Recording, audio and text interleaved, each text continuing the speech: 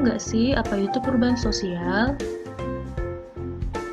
Nah, perubahan sosial itu merupakan suatu perubahan dari gejala sosial yang ada pada masyarakat. Perubahan ini meliputi struktur, fungsi, nilai, norma, dan semua aspek yang dihasilkan dari interaksi antar manusia, organisasi, termasuk perubahan dalam hal budaya. Berikut merupakan pengertian beberapa tokoh sosiolog dan antropolog tentang perubahan sosial. William F. Urban, Kingsley Davis, MacIver, Gillen, Silo Somerjan, Samuel Koenig, Sugihan, Merton, Comte, dan Sukanto. Perubahan sosial terbagi atas dua wujud loh. Tahu nggak sih apa aja? Yang pertama, ada perubahan dalam arti kemajuan, progres, atau menguntungkan. Dan yang kedua, perubahan dalam arti kemunduran, regress, yang membawa pengaruh kurang.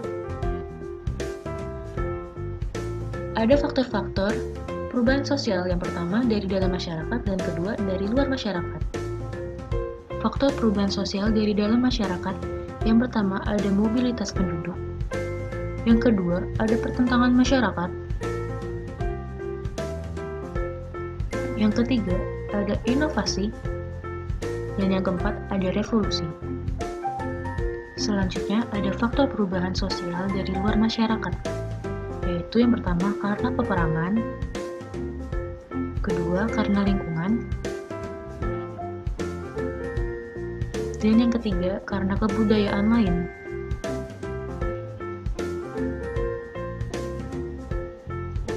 Nah, sekarang kita bahas mengenai bentuk-bentuk perubahan sosial.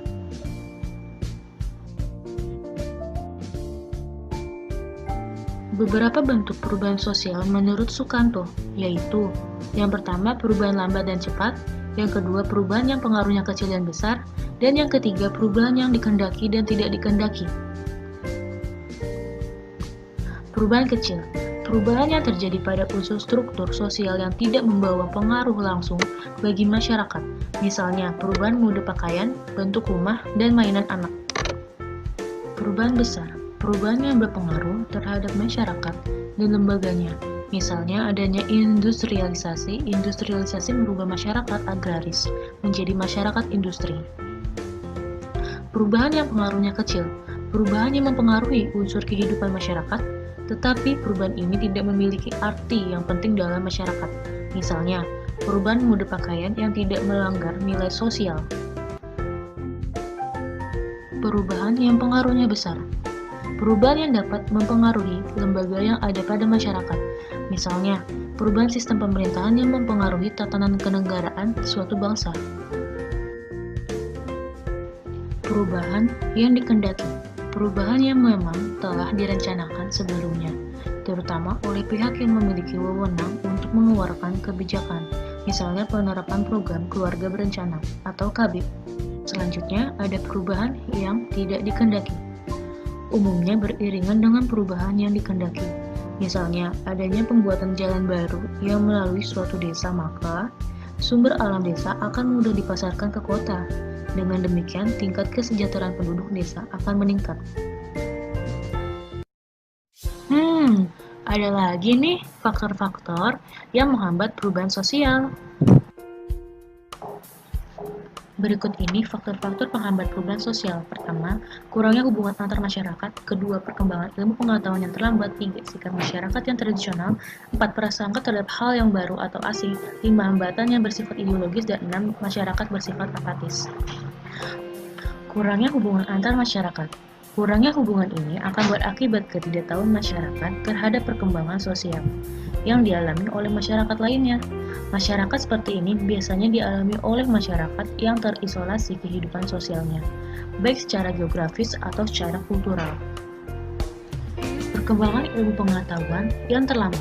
Perkembangan ilmu pengetahuan yang terlambat biasanya juga terjadi pada daerah yang terisolasi atau juga karena kebodohan masyarakat yang bersifat struktural atau proses pembodohan yang dilakukan oleh kelompok penjajah. Sikap masyarakat yang tradisional. Sikap ini biasanya terjadi pada masyarakat yang konservatif atau kaum yang terlalu mengagung-agungkan kebudayaan masa lampau, yang bersifat mulia, patut, layak, sehingga kebudayaan ini harus dipertahankan mati-matian. Siapapun yang hendak melakukan perubahan akan dianggap sebagai bentuk penyimpangan. Prasangka terhadap hal-hal baru atau asing.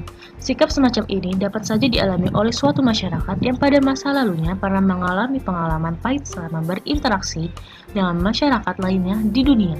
Sebut saja, misalnya pada masyarakat yang dulunya pernah mengalami penjajahan, mereka tidak akan pernah melupakan begitu saja. Hambatan-hambatan yang bersifat ideologis.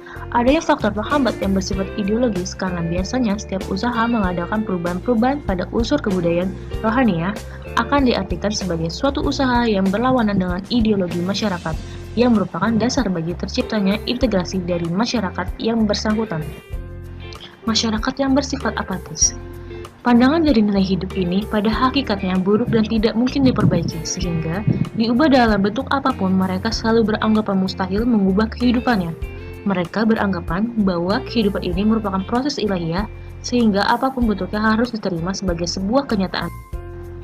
Arah perubahan sosial. Dalam perjalanannya, perubahan selalu direncanakan untuk mencapai sesuatu yang dianggap ideal, relevan. Arti perubahan ini diarahkan untuk memenuhi tuntutan kehidupan manusia. Konsekuensi perubahan, adanya kepentingan individu dan kelompok, timbulan masalah sosial, kesenjangan budaya, dan kecenderungan individual.